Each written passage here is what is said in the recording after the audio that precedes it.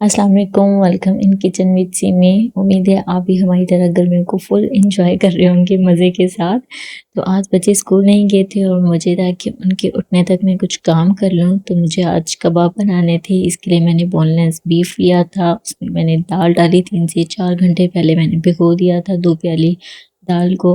और उसमें मैंने लहसुन और प्याज डाला है, तकरीबन 1 ग्लास फुल, और 1/4 ग्लास मैंने पानी का डाला था।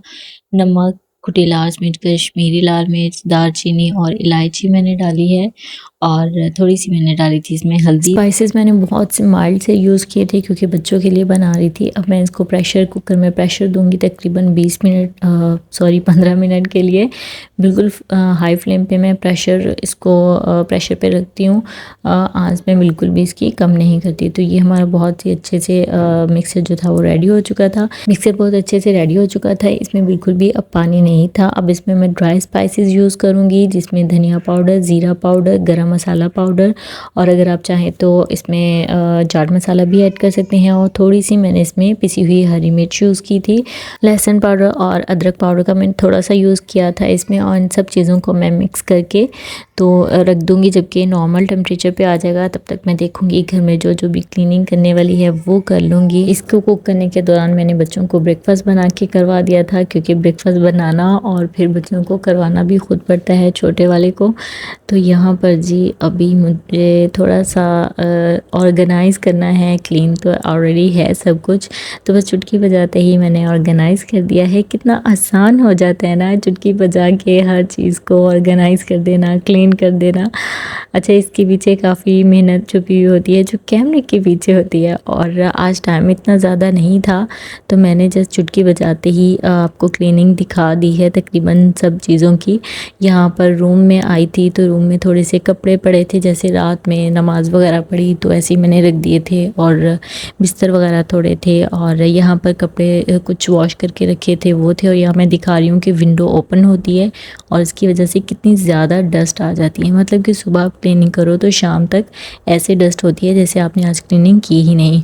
और यहाँ की क्लीनिंग करते हुए मैंने अपने बेटे को बिठा लिया था अपने साथ पास यहाँ पर बेड पर, क्योंकि उसको फिर थोड़ा सा हो जाता है कि चलो मम्मा आसपास मेरी काम कर रही हैं, और वो चुपचाप आराम से खेलता रहता है। वरना अगर उसको नज़र नहीं आऊँ तो फिर वो रोने लग जाता है। तो यहाँ पर रूम भी मेरा क्लीन हो चुका है, दोनों रूम क्लीन हो चुके हैं, और मेरा हॉल भी क्लीन हो चुका है। तो अब बारी थी किचन की, और किचन में मेरे मिक्सचर बन चुका था, और अब मैं सोच रही थी कि किचन को पहले क्लीन कर लूँ। तो जनाब साहब जी आ गए थे मेरे पास कि बस मुझे उठा लें, तो इसको उठा कर ही मैंने किचन की अब चुटकी बजाते ही क्लीनिंग की थी, जो बहुत आसानी से हो गई है चुटकी बजाते ही। और इसके पीछे भी काफ़ी मेहनत है, यकीनन आप लोग समझ सकते होंगे कि जब एक छोटा सा बेबी हो और उसको उठा के कैरी करके आप काम करो तो फिर आप किस कदर टायर्ड हो जाते हो। तो बस थोड़ी सी एनर्जी मैंने लेने के लिए कैल्सी का यूज़ किया है, और इसको मैं मेटल के ग्लास में पीती हूँ, क्योंकि जो मेरे बच्चे हैं ना उनको ये लगता है कि ये शायद कोल्ड ड्रिंक है, और वो फ़ौरन भाग के आ जाते हैं कि हमें भी ये पीनी है। तो कभी उनको नज़र आ जाए तो थोड़ा सा सिर्फ ले भी लेते हैं। यहाँ पर क्लीनिंग भी हो चुकी है और बाकी सब काम भी मैंने निपटा लिए थे, तो अब बारी आ गई थी कि हम इसको मिक्स कर लें। तो जी मैंने चॉपर में डाल के इसको चॉप करना था, क्योंकि मैंने सारे स्पाइसेस डाले हुए थे। अब मुझे जस्ट चॉप करना था। और हाँ, इसमें मैंने 2 एग्स शामिल किए थे, बिल्कुल रॉ एग्स यानी कच्चे अंडे, क्योंकि जब आपने इसको वैसे ही विदाउट ऑयल भी फ्राई करना हो तो ये बहुत अच्छे से हो जाती हैं, क्रिस्पी सी लेयर ऊपर आ जाती है। कभी कभी ऐसा होता है ना कि आप कैमरा ऑन करते हो अपनी तरफ से लेकिन वो ऑन नहीं होता, या उसमें स्टोरेज का मसला आ जाता है। तो आज मेरे साथ भी कुछ ऐसा ही हुआ था। जैसे ही मैंने मिक्सर रेडी किया तो हस्बैंड आ गए थे कि चलो हॉस्पिटल चलते हैं। बस हॉस्पिटल हमने जाना था, वहाँ पर हमारे अबू एडमिट थे, तो बस उनसे मिलने के लिए हम अभी जा रहे थे। तो बस मैंने फिर वो वैसे ही फ्रिज में रख दिया कि जब मैं वापस अगर टाइम से आ गई तो आज बना लूँगी, वरना चले मैं कल बना लूँगी। तो यहाँ अब काफ़ी धूप थी, हालांकि शाम के 4 से 5 बज रहे थे। मुझे कंफर्म याद नहीं कितने थे, 4 या 5 का टाइम था और इतनी धूप थी। और यहाँ पर जब जैसे ही हम गाड़ी में बैठे हैं तो उफ़, सीट कोई इतनी गर्म थी। मतलब गर्मियों में ये बहुत ज़्यादा मसला यहाँ पे होता है कि हीट अब इतनी हो जाती है ना गाड़ी कि आपको गाड़ी में आप बैठ के समझते हो जैसे आप रोटियों वाले तंदूर में आ गए हो, इतनी गर्म होती है। खैर, आप लोग भी ज़रूर शेयर कीजिएगा अगर आप लोगों के साथ भी ऐसा ही होता है तो।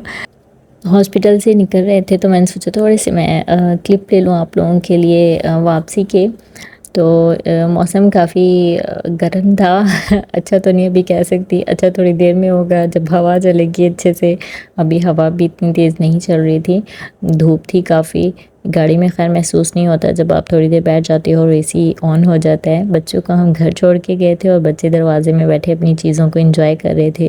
अज़ान की कज़न आई हुई थी साथ में, वो बैठी हुई थी और शहीर घर में ही था। तो मुझे सेटिस्फेक्शन थी कि चलो वो घर में है तो इट मीन्स के वो सुकून से बैठा हुआ होगा। अच्छा, आते ही मुझे चाय का पैगाम आ गया बाहर से, क्योंकि बाहर थोड़ा काम करवा रहे थे गार्डन का। तो उन अंकल ने अज़ान को बोला कि हमें चाय चाहिए। तो बस फिर उनको पहले पानी वानी दिया, चाय दी और साथ में मैंने थोड़े से बिस्किट रख दिए थे क्योंकि और कुछ तो घर में था नहीं। और बर्तन मेरे यहाँ पे सुबह से लेके अब तक बहुत ज़्यादा जमा हो गए थे, क्योंकि चुटकी बजाते ही जो काम हो रहे थे उनके पीछे बड़ी मेहनत थी मेरी। क्योंकि आलियान को साथ देखना, साथ अज़हान और शहीर भी घर पे थे। और आपको पता है जब बच्चे स्कूल ना जाएं और घर पे हों तो उनको हैंडल करना कितना मुश्किल होता है। हर 2 मिनट के बाद उन्होंने आ जाना होता है और ये भी मैं चुटकी बजाते ही क्लीन कर लूँगी। खैर, अब यहाँ पर मैंने सोचा कि चलो अभी मैं फ़ौरन इसको बना लेती हूँ, वरना ये रहने अगर मैंने नहीं अभी बनाया तो ये रह जाएगा। अच्छा, इसके लिए मैं ये प्लास्टिक की एक स्टोरेज बॉक्स लेती हूँ और उसमें मैं ये पॉलीथीन के जो बैग्स आते हैं इनको यूज़ करती हूँ। अच्छा, इनको मैं कैसे यूज़ करती हूँ ये आपके सामने अभी मैं इसको कट करूँगी नाइफ़ के साथ, तो बहुत ईज़ी से ये कट हो जाती हैं। और इनको कबाब के दरमियान अगर हम रख लें तो कबाब जो हैं वो स्टिक नहीं होते एक दूसरे के साथ, तो बहुत आराम से आप कबाब को निकाल लेते हो। आपको डीफ्रोस्ट पहले नहीं करना पड़ता पूरे कबाब को, तो ये काफ़ी ईज़ी वे हो जाता है। अच्छा, आप स्टोरेज बॉक्स का भी यूज़ कर सकते हैं इनको फ्रीज़ करने के लिए, या फिर आप जो ज़िप लॉक बैग आते हैं उनका भी यूज़ कर सकते हैं। तो इट्स अप टू यू। मेरे ऊपर जो फ्रिज है उसमें इसकी बहुत अच्छी सी जगह बनी हुई है इस ट्रे की और इससे बड़ी ट्रे की, तो मैं एज़ इट इज़ ट्रे ही रख देती हूँ। बैग वगैरह यूज़ नहीं करती इसके लिए, बाकी चीज़ों के लिए मैं बैग भी यूज़ कर लेती हूँ। तो यहाँ पर मैं शेपर लेके आई थी और इस शेपर की मदद से ये होता है कि कबाब बिल्कुल एक जैसे बनते हैं, एक शेप के बनते हैं और फ्राई करते हुए भी बहुत आसानी होती है। ये नहीं होता कि कहीं से कच्चा हो रहा है तो कहीं से पक्का, बहुत इक्वल इनकी जो सरफेस होती है ना वो होती है और बहुत अच्छे से ये बन जाते हैं। अच्छा, आज गले को पता नहीं क्या हो गया है, आवाज़ बहुत अजीब सी आ रही है। खैर, अच्छा, यहाँ पर मेरे साथ एक मसला हो गया था कि मैंने अभी थोड़े से ही कबाब बनाए थे और ये जो कि प्लास्टिक का है और काफ़ी टाइम से है मेरे पास, तो ये टूट गया था, इसका पीछे से हैंडल और बिल्कुल निकल गया था। और बाकी सारे कबाब मैंने इस टूटे हुए हैंडल के साथ बनाए थे और फिर इसमें थोड़ा सा कुछ ना ऊंच नीच हो गई थी।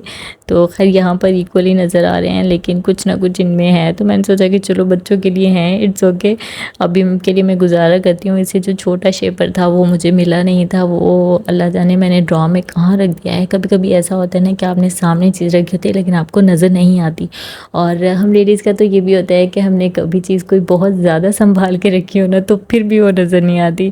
तो खैर मैंने सोचा कि ढूंढने के बजाय मैं यही यूज़ कर लेती हूँ, क्योंकि ये बर्गर पैटीज़ और सैंडविचेस के लिए भी अच्छा है कि आराम से एक ही कबाब फ्राई कर लिया, दो दो नहीं किए एक चीज़ के लिए।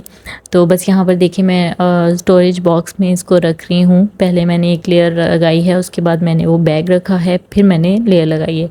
तो इसी तरह हम सारे कबाब रख लेंगे और फिर इसको स्टोर कर लेंगे। तो तकरीबन 2 से 3 मंथ तक आप आराम से इन फ्रीज़ किए हुए कबाबों को इंजॉय कर सकते हो।